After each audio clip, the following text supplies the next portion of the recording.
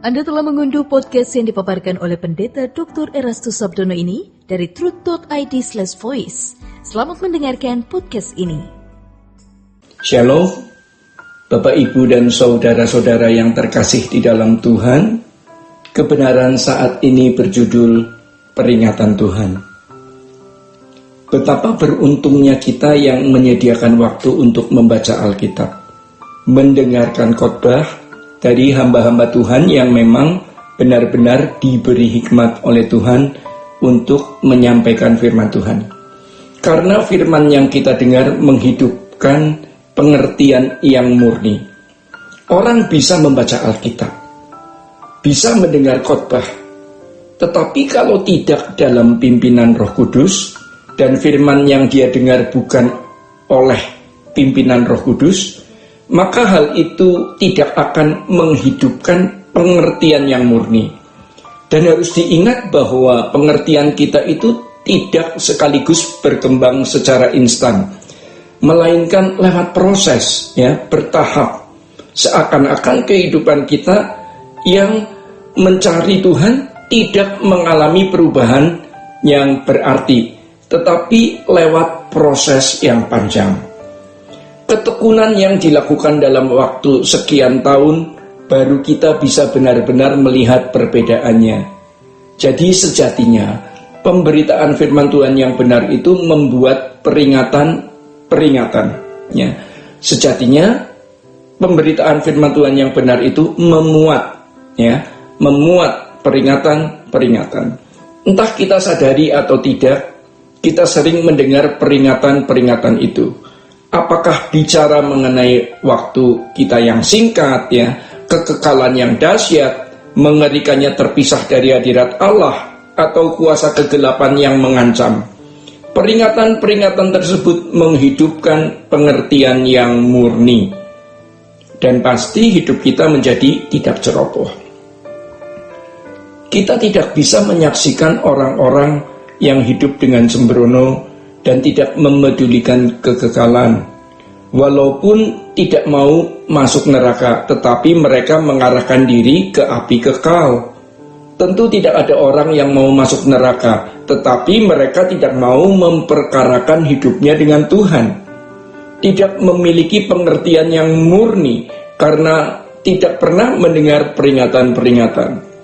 Kegentaran yang kita miliki sekarang harus sudah ada dalam suasana itu, menarik suasana hari penghakiman dan kebinasaan orang-orang fasik di dalam perenungan dan penghayatan kita tidaklah mudah.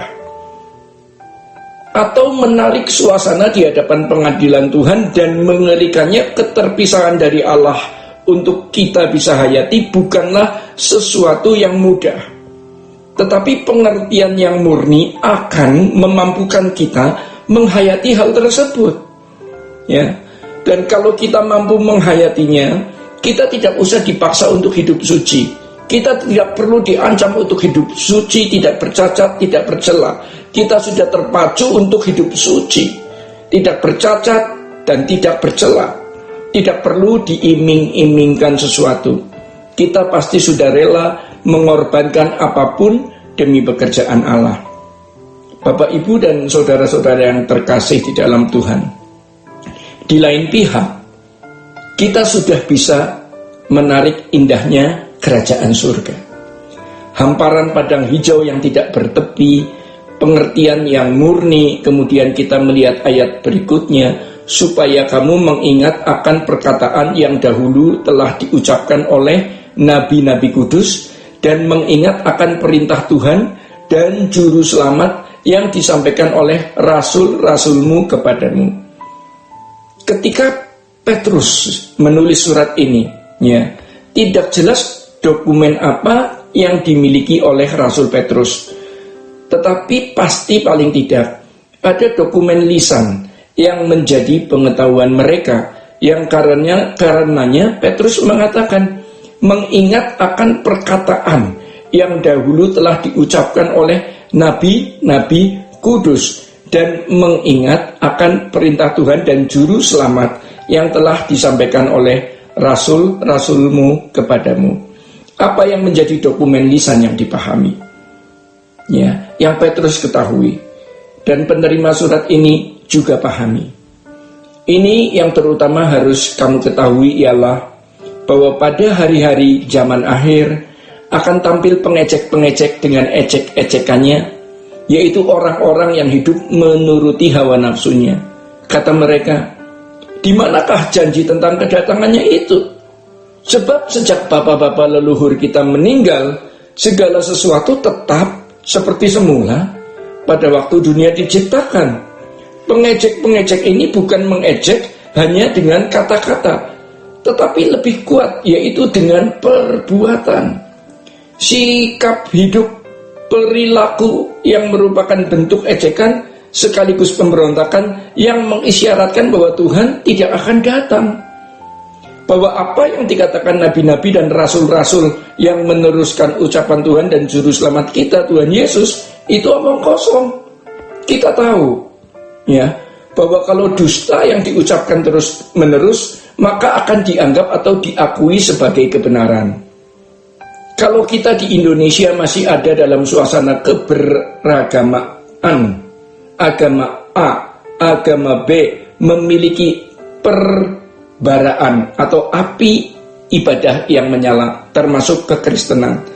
Tapi kalau kita menyaksikan asal kekristenan itu di daerah Palestina, lalu daerah asal dari kekristenan di Indonesia yang merupakan hasil sending atau missionaries atau utusan Injil dari Eropa, mereka sama sekali tidak memedulikan apakah Tuhan Yesus akan datang atau tidak.